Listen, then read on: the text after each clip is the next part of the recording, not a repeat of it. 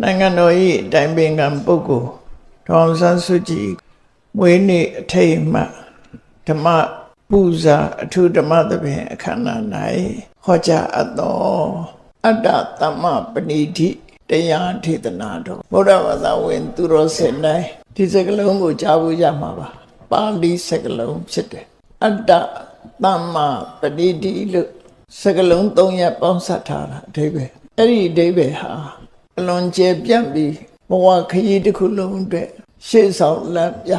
မိရှုတဆောင်ကြီးတစ်ဖွဲ့လည်းဖြစ်တယ်ကိုဘဝကိုဥဆောင်သွားနိုင်တဲ့ကိုဘာလို့ရမယ်ဆိုတာကိုရှင်းလင်းသိတာတဲ့အသိအမြင်တစ်ခုကိုဖြစ်ပွားစေတတ်တယ်ဆိုတာ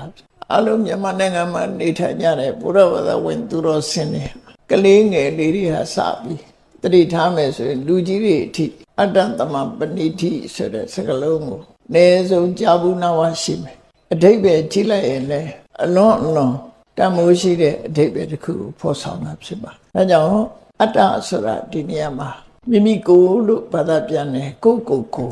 အတ္တဟိတပရာဟိတဆိုတဲ့စကားလုံးမှာပါတဲ့အတ္တလို့ပဲကိုဆိုတဲ့အဓိပ္ပာယ်ရကိုလို့ဆိုတာဘာကိုရည်ညွှန်းတာတော့ဆိုကိုစိတ်ကိုရဲ့အပြောအဆိုအပြုအမူတွေကိုကိုဘဝကိုလို့ဒီလိုအဓိပ္ပာယ်တွေအများကြီးရနိုင်တယ်ပေါ့နော်အတ္တဆိုတဲ့အဓိပ္ပာယ်က philosophy မှာသုံးတဲ့အတ္တက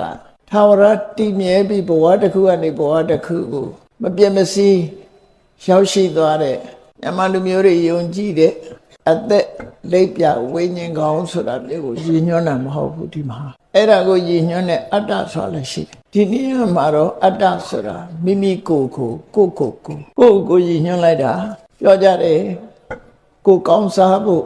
ကိုပညာတတ်ဖို့ကိုကြီးပွားဖို့ဆိုတဲ့ဥတည်ချက်တွေ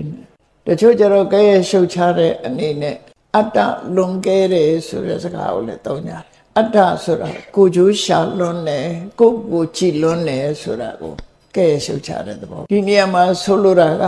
သဘာဝအားဖြင့်တခြားအရာတွေဖယ်ထားလိုက်ပြီးတော့ကိုယ်စိတ်ကိုယ်ဘဝကိုယ့်ရဲ့အခြေအနေကိုတမ္မာမှန်ကန်တဲ့လမ်းကြောင်းနဲ့အကောင်းဆုံးဖြစ်အဲ့ဒါ38ဖြတ်မင်္ဂလာထဲမှာတပါးဖြစ်ပါဝင်တယ်အဲ့ဒီတပါးဆိုတဲ့ထဲမှာလည်းပဲအလုံးကိုအရေးကြီးဆုံးလို့ပြောရမှာဖြစ်ပါလူတယောက်ဟာဘလောက်ကြီးပွားတိုးတက်အတ္တသမပဏိတိဆိုတာပျက်စီးသွားပြီဆိုရင်ဒီလူဟာဆုံးရှုံးနေတာသွားတာပဲဘလို့အခြေအနေတွေဘလောက်ပဲကောင်းဆိုပါစို့စီးပွားဥစ္စာတွေဘလောက်ပဲချမ်းသာ